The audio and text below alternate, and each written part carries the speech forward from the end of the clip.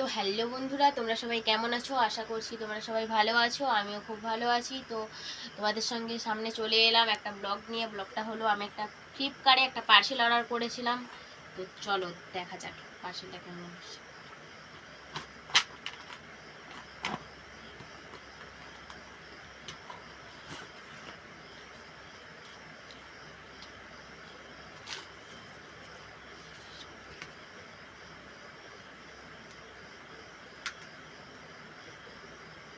দেখো কালারগুলো জাস্ট দারুণ এসেছে। কিন্তু